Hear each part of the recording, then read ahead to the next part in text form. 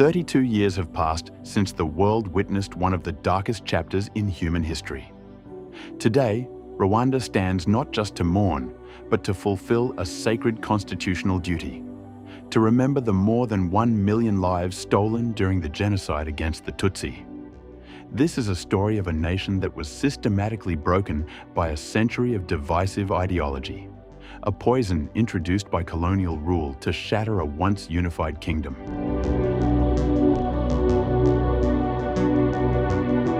But this is also a story of defiance.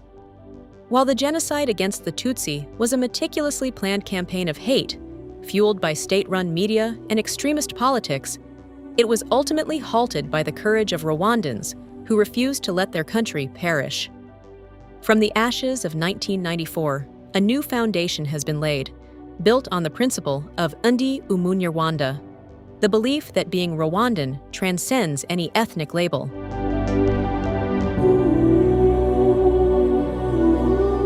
In this documentary, we trace the roots of this tragedy from the colonial era to the 100 days of slaughter. We examine how a government turned against its own people and how the international community stood by as the innocent were abandoned.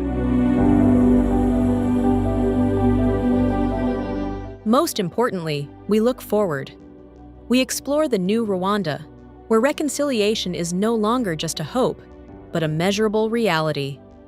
With national unity reaching an all-time high of 95.3%, we ask, how does a nation heal from the unthinkable?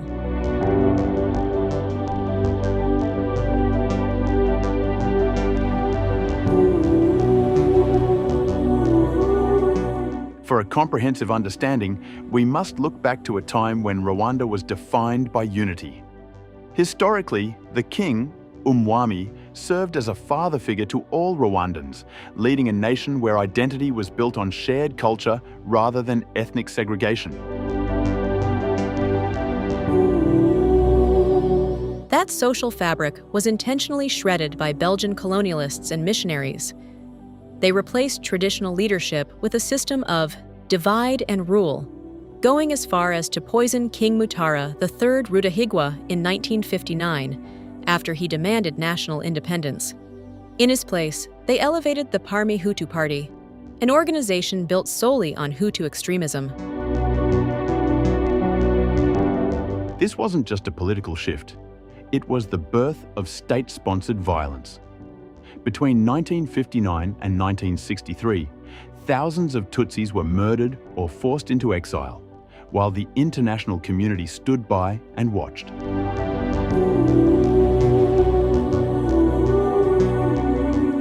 Decades of exclusion followed. Under the regimes of Gregoire Kayibanda and later Juvenal Habyarimana, Tutsi were treated as foreigners in their own land. Habyarimana's ethnic and regional balance policy systematically stripped Tutsi of their right to education and employment.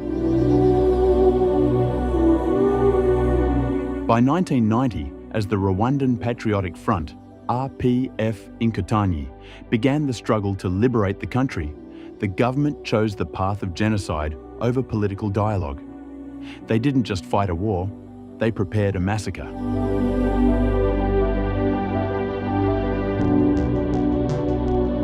They used the media as a weapon. Radio Television Libre des Mille Collines, RTLM, and the newspaper Kangura spread the Hutu 10 Commandments, inciting neighbors to turn against neighbors. They formed the Interahamwe and Impuzamugambi militias, youth groups trained by the military specifically to kill Tutsi.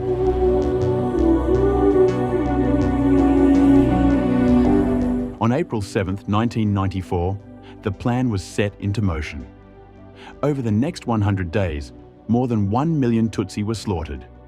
The interim government gave the orders, distributed the weapons, and coordinated the killings across every hill in Rwanda. The world's failure was absolute.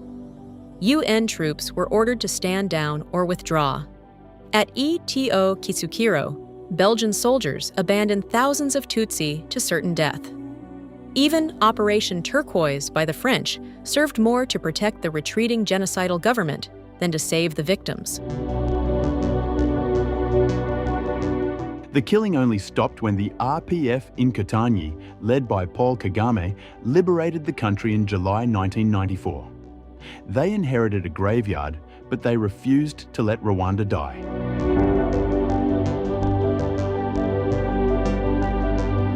Today, the battle continues on a different front. While the remnants of the genocidal forces, now known as the Forces Démocratiques de Libération du Rwanda, FDLR, still operate from the Democratic Republic of the Congo, DRC, Rwanda has focused inward on healing. The new Rwanda is built on Ndi Umunyarwanda, the choice to be Rwandan first. Through homegrown solutions like Umuganda for community work and Girinka for poverty reduction, the nation has stitched itself back together. The data proves the progress. National unity and reconciliation scores reached 95.3% by 2025. Nearly every Rwandan now agrees that remembering the genocide is the very foundation of their peace, unity, and reconciliation. 32 years later, the message of KWIBUKA remains clear. Our history is our lesson, but our unity is our strength. We remember, we unite, we renew.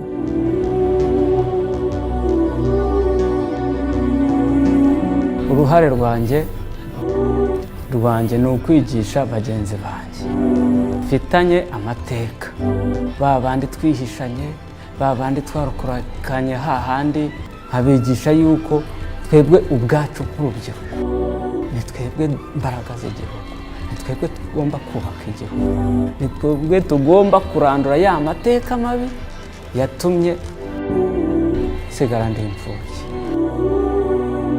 As we conclude, we are reminded that the history of the genocide against the Tutsi is not just a collection of dates, but a living lesson.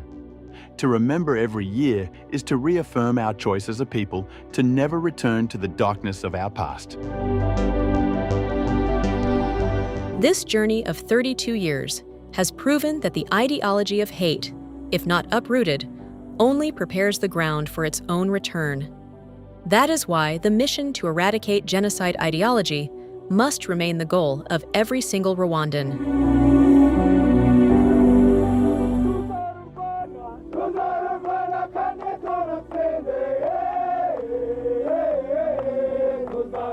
The world watched as this nation was torn apart, and it was Rwandans alone who stood up to stop the slaughter. Today, we honor those who were killed simply for who they were. But we also honor the living, the 95.3% who now believe in a unified Rwanda. We stand firm against those who seek to bring back division, knowing that our history is our teacher, but our unity is our shield.